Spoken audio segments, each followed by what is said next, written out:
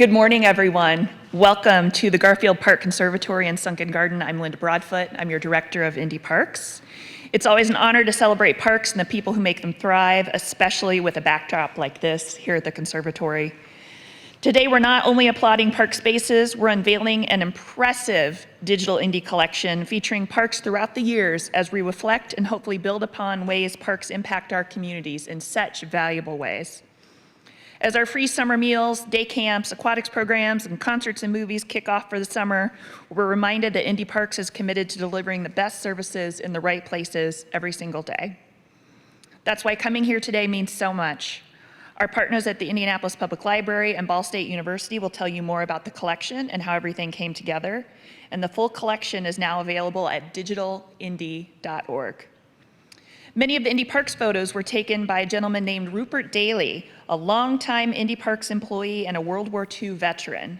Rupert joined Indy Parks in 1945, and for the next 48 years, he diligently captured parks, people, and our beloved spaces in such a spectacular way. Through his dedication to telling our story with photos and videos, we now have this magnificent collection. And while we continue to learn more about Rupert's life and dedication to our city's parks through conversations with his family, we are so grateful for his service and look forward to sharing his work with you. I extend special thanks to Lily Endowment for making the digital collection possible through a grant to the Indianapolis Public Library Foundation.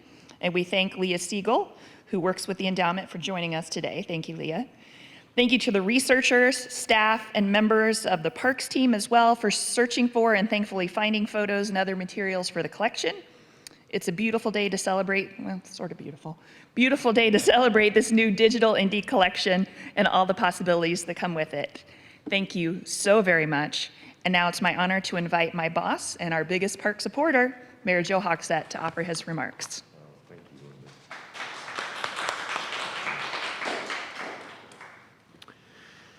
Well, every day is a great day to be in a park. Whether it's humid or raining, it is still a special day to enjoy the parks that 212 now, 212 parks in Marion County. You know, for many of us, our parks make us feel part of our community in a way that is distinct from really any other space. Parks are free to use. Check. They are welcome to all. Check. Didn't used to be, which is part of why capturing this history is revealing. And they are home to some of our most beautiful natural environments anywhere in Indianapolis. They are also some of the oldest landmarks in our city and its history. As such, parks history is our city's history. It is important that we preserve what we can of that history, not just for the sake of prosperity, but for any resident curious about the role parks have played in our city's development. With today's announcement, we can explore Indianapolis parks like never before. Thanks to the new collection at digitalindy.org, we can watch the evolution of the Garfield Park Conservatory, including the construction of this current facility over 60 years ago. We can look at hundreds of images of the original Broad Ripple Park swimming pool, which was the largest concrete pool on Earth at the time, in its day. Did you know that? The largest concrete pool on Earth in its day. We can also see the original Frederick Douglass Park stomping grounds of basketball legends like Big Mac, George McGinnis, and others. Plus, while there are tens of thousands of pictures, there are also critical documents and other material. While to some, these may seem a bit dry, they hold surprises. In the recorded minutes from a Board of Parks meeting in 1953, we find the name of attorney Frank R. Beckwith. Attorney Beckwith was representing the interests of Black residents whose properties were being affected by park development. Later, that's a board meeting in 1953, okay? Later in 1970, we find minutes from another meeting wherein Salem Village Park is officially renamed after the late Frank R.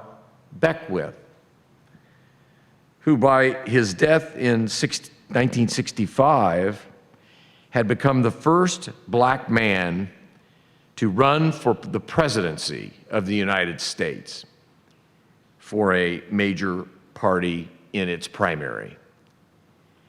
Items like these are central to a fundamental understanding of our history as a city. So let me close by offering my thanks to the Lilly Endowment and to the Indianapolis Public Library Foundation for making this collection possible. Likewise, thanks to all who painstakingly digitized this material. I can only imagine. Because of you, a richer understanding of Indianapolis is only a click away. So I want to thank you all for being here, and now it's my honor to introduce Roberta Jaggers, who in many respects serves in many ways, but she's here today in her role as president of the Indianapolis Public Library Foundation. Roberta. Congratulations. Thank you, Mayor Hogsett, and good morning, everyone. It is an honor to join my friend Linda Broadfoot and other city employees, friends from Ball State University, my library colleagues, and all of you to celebrate the Indy Parks and Recreation's new digital collection. For the past 200 years, Circle City residents have been raising families, earning livelihoods, serving their communities, and recreating. They have left traces of their lives in documents and in images and recordings kept by organizations, families, and individuals.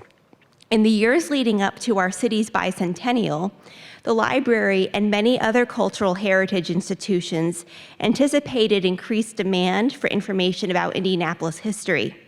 Committed to realizing the promise of our bicentennial, which is to be guided toward a thriving future through a better understanding of our past, we redoubled our efforts to make more primary source material widely and freely available through digitization.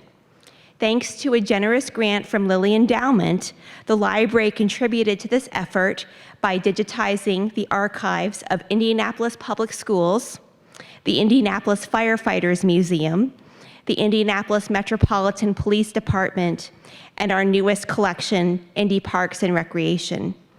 You can find these and 86 other searchable collections on digitalindy.org.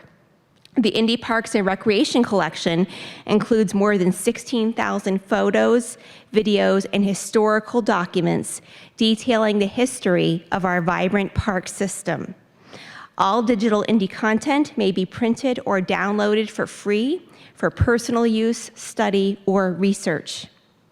On behalf of my library and Library Foundation colleagues, I would like to certainly acknowledge longtime Indy Parks employee Rupert Daly for curating the thousands of photo negatives that comprise the bulk of our collection, and the library's own digital parks team for making this rich material available online.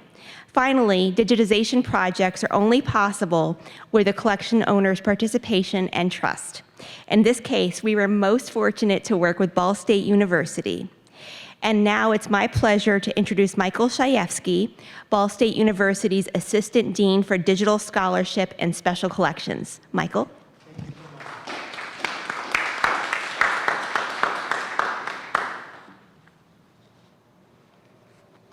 Thanks so much for having me. It's a great pleasure to be here today to represent Ball State University Libraries. And firstly, I want to sincerely thank all of the librarians and staff and employees of both Indianapolis Public Library and Indy Parks and Recreation for your work in planning this event today. This is a really wonderful event, and I'm so thankful and humbled to have the opportunity to share about this truly remarkable archival collection.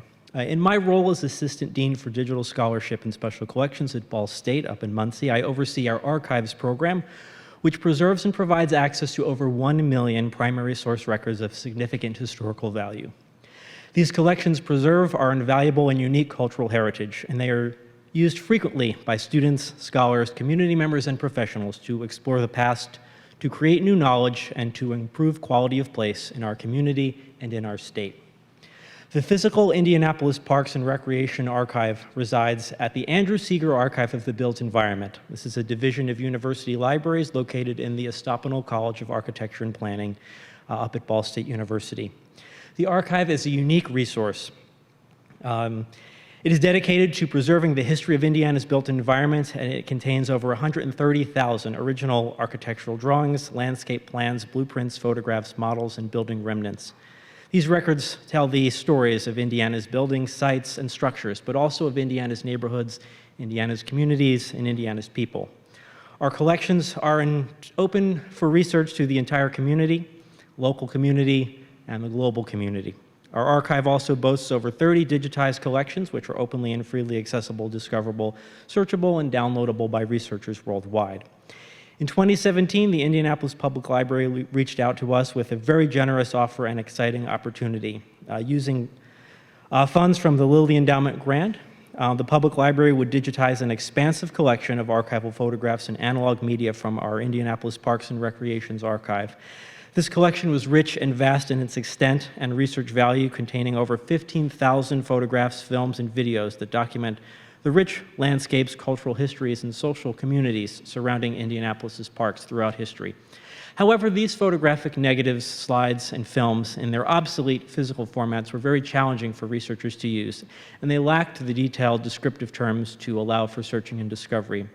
So fast forward to 2021, and I was so impressed and thrilled by the incredibly thorough and detailed work of Indianapolis Public Library in building a complete digitized, fully searchable, openly and globally accessible online collection of this archival media.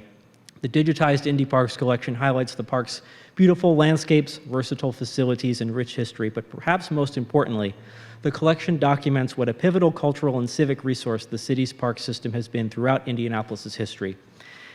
The system has meaningfully enriched the quality of life for all residents across the city for generations, and this archive highlights the many educational events, recreational opportunities, arts programs, civic meetings, and community gatherings that have taken place on these grounds. The collection emphasizes the degree to which parks are vital democratic spaces in which community members of all walks of life can freely congregate, learn, celebrate, and organize. This collection is a historic testament to the value of both libraries and parks in enriching cultural and civic life here in our community. And now that the collection is digitized and online, these materials can be enjoyed by researchers, learners, community members, near and far, and young and old, who seek to explore, study, and appreciate this rich history. This research not only sharpens our understanding of the past, but can provide transformative learning opportunities in the present, reinforcing the significance of community building, democratic participation, and historical reflection as means of creating new knowledge and improving quality of place. So I encourage you to check out the collection, do some searching, do some exploring. There's a really great history to be seen, learned about, and uncovered. I'm excited to do some more exploring myself. The 15,000 photographs, I certainly haven't had a chance to look through all of them in the time that it's been online. So I'm excited to do some learning myself. Thanks again for having me.